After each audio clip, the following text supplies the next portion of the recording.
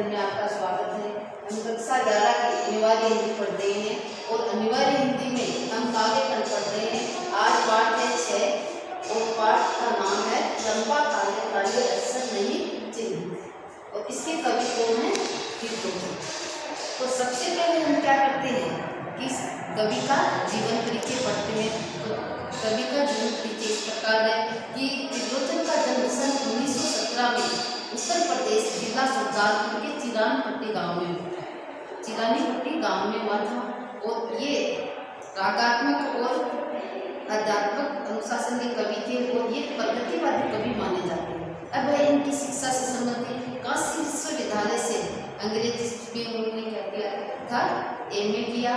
फिर लाहौर शस्त्र से क्या की थी, लाहौर विश्वविद्यालय से शास्त्री की शिक्षा प्राप्त की थी।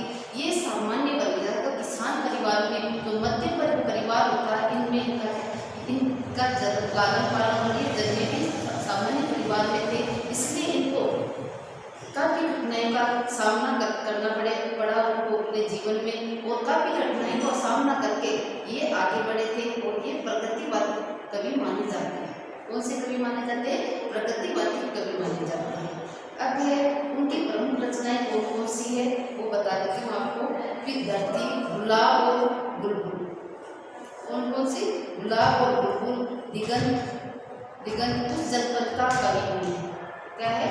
उस जनपद का कवि में तुम्हें सोचता हूँ, मेरा घर जीने की कला। ये हो गई उनकी प्रमुख रचनाएं। अब उनको सम्मान कौन से मिले थे? साहित्य अकादमी, फिर है का सम्मान, महात्मा गांधी पुरस्कार, ये उनको सम्मान मिले। कौन कौन से? साहित्य अकादमी, फिर है महात्मा गांधी पुरस्कार। ये दो सम्मान हो गए। और 9 दिसंबर 2007 को गाजियाबाद में इनकी क्या हुई थी? मृत्यु हो गई थी। ये तो हो गया इनके जीवन से संबंधित है। अब है पाठ से संबंधित है। तो पाठ का नाम ही क्या है? चंपा काले काले अक्षर नहीं चिन्ह। तो इसमें चंपा है वो एक लड़की होती है, वो कवि के सामने आके सामने खड़ी हो जाती है। तो जब कवि कविताएं लिखते हैं तब वो चंपा उनको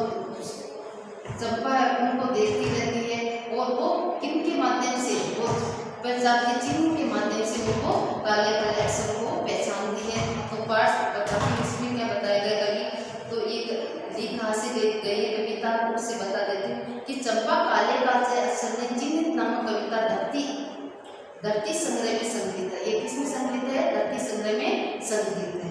ये एक लाइन के दो अनुभव का मार्मिक व्यक्त करती है। कविता में अक्षरों के लिए काले काले विशेषण का प्रयोग किया गया है कि कविता में जो अक्षर होते हैं उसमें काले काले विशेषणों का क्या किया गया है? प्रयोग किया गया है। जो एक और शिक्षा व्यवस्था के अंतर्विरोधी को उजागर करती है तो दूसरे उस दारुण यथार्थ में भी हमारा परिचय कराते हैं। यहाँ आर्थिक मजबूरियों के चलते घर टूटते। तो इसमें कवि ये भी कहना, इस कविता के माध्यम से कवि ये भी कहना चाहते हैं कि जो हमारी आर्थिक मजबूरी है जिसके कारण परिवारों को टूट जाते हैं। जैसे ये समझ लो कि जो गांव के लोग हैं, गांव में इतने रोजगार नहीं है लेकिन वो रोजगार के लिए कहाँ आते हैं? शहरों में आते हैं, जिसके कारण उनका जो उनकी मजबूरी क्या है? शहरों में आने की उनकी मजबूरी हो गई कमाने के लिए, क्योंकि अपने परिवार का पालन पोषण करने के लिए मजबूर होकर उनको क्या करना पड़ता है? शहरों में आना पड़ता है, जिसके कारण उनके परिवार है जो संयुक्त परिवार होते हैं वो टूट रहे हैं। कभी ये बताने चाहते हैं टूटते हो। काव्य नायिका की अनजाने शोषण व्यवस्था के प्रतिपक्ष में खड़ी हो जाती है। भविष्य को लेकर उसके मन में अनजान खतरा भी है। वह कहती है कलकत्ता पे गाज गिरे। तो भविष्य अभी तो उसका बचपन ही है, लेकिन वो चंपा है जो प्रमुख नायिका है इस कविता की, वो क्या है? वो ये कहती है भविष्य की कलकत्ता पे गाज गिरे। वो इसलिए कहती है कि एक बार कवि है वो कविता लिख रहे थे, तो कविता लिखते लिखते चंपा से ऐसे बाजार में कवि ने कह दिया कि चंपा तू भी पढ़ना लिखना सीख ले। तब तो चंपा क्या करती है और फिर पढ़ना लिखना सीख ले, और जब तेरी शादी हो जाएगी तब तेरा पति है कलकत्ता जाएंगे तो उनको पत्र या संदेश को कैसे भेजोगी, इसलिए पढ़ना बहुत जरूरी है। तब ये बात चंपा है कवि से कहती है कि कलकत्ता पे गाज गिरे। तो वो अपने भविष्य चंपा भी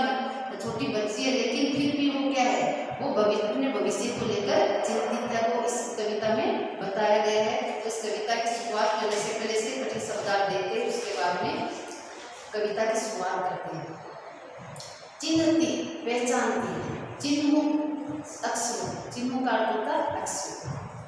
चौपाई चार पैर वाले, चौपाई का अर्थ होता है चार पैर वाले जानवरों के लिए आया है। और चार पैर वाले गाय भैंस बकरी सब चार तो चौपाई जानवर होते हैं। कागज का अर्थ होता है कागज, हारे काटे काम सरेगा कठिनाई में काम, हारे काटे काम सरेगा मतलब है कठिनाई में काम आएगा। बालम का अर्थ होता है पति। और वज्र गिरे, वज्र किस पे गिरने के लिए कह रहे चंपा, कलकत्ते पर, कि कलकत्ते पर मुसीबत आ जाए। वज्र गिरने का अर्थ है मुसीबत या विपत्ति या भारी विपत्ति आ जाए। ये हो गए इसके कठिन शब्दार्थ। अब है इस कविता का हिंदी अर्थ कि चंपा काले काले अक्षर चिन्हती, मैं जब पढ़ने लगता हूँ वह आ जाती है, खड़ी खड़ी चुपचाप सुना करती है, उससे बड़ा आचरण होता है। इन काले चिन्ह से कैसे ये सब स्वर निकला करते हैं। चंपा सुंदर की लड़की है, सुंदर गवाला है, गाय भैंस रखता है। चंपा चौपाइयों को लेकर चरवाही करने जाती है। अब इसकी हिंदी करती हूँ कि चंपा का कवि क्या कह रहा है। चंपा काले काले अक्षर चिन्हित करती का अर्थ पहचानती है कि चंपा है वो काले काले अक्षर को चिन्हों के द्वारा वो पहचानती है। अक्षर नहीं बल्कि अक्षरों को नहीं बताती, पहचानती है कि चंपा काले काले अक्षर को किसी पर चिन्हों के द्वारा से पहचानती है। मैं जब पढ़ने लगता हूँ अर्थात वो कवि पढ़ थोड़ी रहा था, कवि क्या कहता है कि जब मैं कविता लिखने के लिए बैठता हूँ वह आ जाती है और वो कवि के पास वो सामने आके खड़ी हो जाती है। खड़ी खड़ी चुपचाप सुना करती है और वो कवि के सामने खड़ी हो जाती है जब मैं कविता लिखता हूँ। और वो क्या करती है चुपचाप कविता जब कभी कभी लिखते हैं और कभी वो कविता बोलते हैं तो वो क्या करती है, जब वो कविता लिखते थे तब तो चुपचाप खड़ी हो जाती, और जब कभी कविता बोलते थे तो वो चुपचाप कविता सुनती रहती थी। उससे बड़ा अचरज होता था, अचरज का अर्थ होता था आश्चर्य। उस चंपा को बहुत अधिक आश्चर्य होता था। कैसे होता था देखो आगे, इस काले चिन्हों से कैसे ये स्वर निकलते हैं कि ये जो काले काले चिन्ह हैं इनसे में से वाक्य या स्वर कैसे निकलते हैं। चंपा चंपा किसकी बेटी है उससे संबंधित कवि क्या बता रहे हैं कि चंपा सुंदर की लड़की है। चंपा है वो किसकी लड़की है, सुंदर है उसकी लड़की है। सुंदर गवाला है, सुंदर है वो कौन है, गवाला है जो उसके पिता चंपा के गाय भैंस रखता है। वो क्या काम क्या करता है, गाय भैंसों का काम वो करता है। चंपा चौपाइयों को लेकर चरवाही चराने के लिए करने जाती है। और चंपा है वो गाय भैंसों को लेकर गायों को चराने के लिए वो जाती है। चंपा अच्छे, अब चंपा की विशेष ये तो हो गए उनके पिताजी से संबंधित। और उनके पिताजी है वो क्या काम करते हैं, गाय भैंसों को रखने का काम करते हैं। और चंपा है उन गाय भैंसों को क्या करने के लिए जाती है, चराने के लिए। अब है चंपा की क्या विशेषता है कवि वो भी बता रहे हैं। चंपा अच्छी है, तो चंपा है बहुत ही, कवि क्या कहते हैं बहुत ही अच्छी है। चंचल है, स्वभाव से कैसे वो चंचल नटखट भी है, चंचल और नटखट है। कभी कभी उद्यम करती है और कभी कभी वो बदमाशी भी करती है। कभी कभी वह कलम चुरा देती और क्या करती है, कभी कभी कवि जब कविता लिखते हैं तो कलम के द्वारा कविता लिखते हैं, लेकिन कवि की वो कलम है वो चुरा देती है। जैसे तैसे उसे ढूंढकर जब लाता, और कवि क्या कहते हैं कि मैं जब चंपा थी वो कवि तो कलम चुरा लेती थी, तो वो जैसे तैसे करके उस कलम को ढूंढ करके लाते थे। पाता हूँ अब कागज का है, फिर क्या हो जाता है, कलम को जैसे तैसे ढूंढ करके लाए, फिर वो क्या है कागज को वो गायब कर देते क्योंकि वो नटखट लड़की चंचल लड़की थी। तो वो इस तरह से कवि को क्या करती थी, वो परेशान करती थी। फिर परेशान भी हो जाता है, फिर कवि है पहले क्या है कलम को ढूंढ कर लाते, कलम मिलता तो फिर वो कागज गायब कर देती थी, जिसके कारण कवि बहुत ही परेशान हो जाते थे। अब चंपा है वो कवि से क्या करती है, चंपा कहती है तुम कागज को गोंदा का अर्थ लिखना। तो चंपा कवि से क्या कहती है कि तुम कागज पर दिन भर क्या करते रहते हो, लिखने का काम ही करते रहते हो, क्या ये काम बहुत अच्छा है। फिर वो स्वभाव से पूछती है कि ये काम जो आप लिखने का जो काम करते हैं वो बहुत अच्छा है। वह सुनकर मैं हंस देता और उसकी बोलने वाली बातों को सुन करके है कवि क्या कहते हैं कि मैं हंस देता। फिर चुपचाप चंपा चुप हो जाती, फिर थी वो चंपा क्या हो जाती थी, चुप, कवि की बात सुन करके वो चुप हो जाती।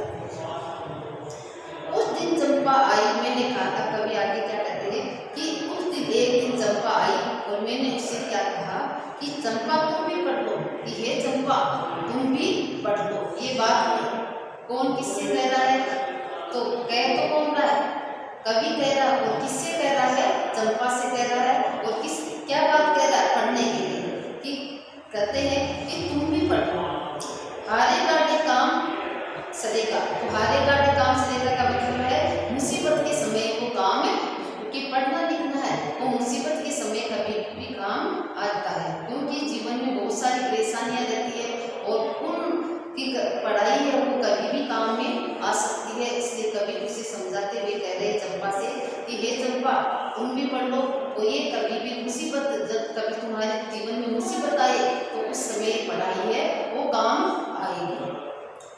गांधी बाबा की इच्छा है सब जन पढ़ना, जन्मित मनुष्य पढ़ना लिखना सीखे। तो इच्छा का अर्थ होता है इच्छा, कि गांधी बाबा की इच्छा, कि गांधी बाबा की इच्छा थी कि सब जन पढ़ना लिखना सीखे, कि भारत के जो भी मनुष्य है वो पढ़ना लिखना सीखे, क्योंकि उनका मानना था कि जो कि सभी मनुष्य पढ़े लिखे होंगे तो अपना भला बुरा समझ सकते हैं कि मेरा क्या, इससे अपने कार्य के बारे में भी समझ सकते हैं, अपना क्या अच्छा है क्या क्या बुरा उस चीज़ के बारे में जान सकते हैं। तो इसलिए और देश का सबसे बड़ा तो है कि देश का विकास भी पढ़ने लिखने से ही होता है। तो कवि है वो चंपा से कह रहे हैं कि गांधी जी की भी ये इच्छा कि भारत के लोग प्रत्येक मनुष्य को पढ़े लिखे होने चाहिए। चंपा ने ये कहा कि मैं तो नहीं पढ़ूंगी, तो चंपा है वो सरलता से उस कवि को कह देती है कि मैं तो नहीं पढ़ूंगी। तुम तो कहते थे गांधी बाबा अच्छे, तो चंपा वो कवि से क्या कहती है कि आप तो ये कहते थे कि तुम तो ये कहते थे कि गांधी जी बहुत अच्छे हैं, मैं पढ़ने लिखने की कैसी बात करेंगे, और अगर वो अच्छे हैं तो फिर पढ़ने लिखने वाली बात तो गांधी जी कहेंगे ही नहीं, कि जो अच्छे मनुष्य होते वो पढ़ने लिखने की कहते ही नहीं है, मैं तो नहीं पढ़ूंगी। और फिर वो क्या कहती है, मैं तो नहीं पढ़ूंगी। मैंने कहा चंपा पढ़ लेना अच्छा, तो फिर मैंने क्या कहा कि चंपा पढ़ लिख लेना बहुत ही अच्छी बात है। ब्याह तुम्हारा होगा तुम बोलने जाओगे, बोलने का ससुराल जाओगे, विवाह के बाद जो बोलना किया जाता है ससुराल विवाह के बाद, कि पहले के समय में क्या थी, शादी छोटी छोटी लड़कियों की हो जाती थी और बाद में उसका बोलना किया जाता था, जब बड़ी हो जाती थी तब उसका बोलना किया जाता था। तो क्या तुम्हारा होगा, ब्याह तुम्हारा होगा कि जब तुम्हारी शादी होगी और शादी होने के बाद तुम्हारा बोलना होगा। उस दिन बालम संग चला जाएगा जब कलकत्ता, उस दिन तो तुम्हारा बालम पति है वो तुम्हारे साथ रहेंगे, और फिर बाद में क्योंकि कमाना तो पड़ेगा, इसलिए कमाने के लिए तुम्हारे पति है वो कलकत्ता जाएंगे। बड़ी दूर है कलकत्ता, और फिर कवि है वो क्या कह रहे हैं कि कलकत्ता है वो बहुत दूर है, कैसे उसे संदेश दोगे, फिर उनको संदेश कैसे दोगी, कैसे उसके पत्र पढ़ोगे, और तुम पत्र भी उनके किस प्रकार से पढ़ोगी। चंपा पढ़ लेना अच्छा है, फिर कवि है चंपा को समझाते हुए कह रहे हैं कि हे चंपा पढ़ लेना बहुत ही अच्छी बात है। चंपा बोली तुम कितने झूठे हो देखा, तो चंपा अपने कवि को क्या कहती है कि आप तुम पढ़े लिखे हो फिर भी कितने झूठे हो, ये मैंने देख लिया। हाय राम तुम पढ़ लिख कर भी इतने झूठे हो, और तुम पढ़ लिख करके भी फिर हाय, उनको मतलब चंपा को क्या हो रहा है, आश्चर्य भी हो रहा है, और कवि की बातों पर आश्चर्य होते हुए कह रही है कि तुम पढ़े लिखे हो फिर भी तुम इस तरह से पढ़ने की बातें मेरे से करते हो।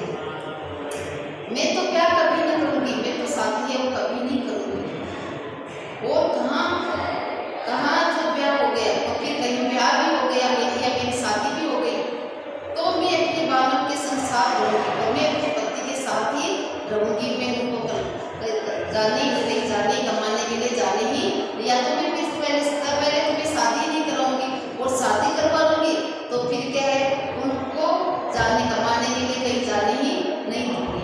कलकत्ता में कभी न जाने दूंगी, और कलकत्ता तो मैं कभी नहीं जाने दूंगी क्योंकि कलकत्ता बहुत दूर है, इसलिए मैं उनको कभी जाने ही नहीं दूंगी। कलकत्ते पर वज्र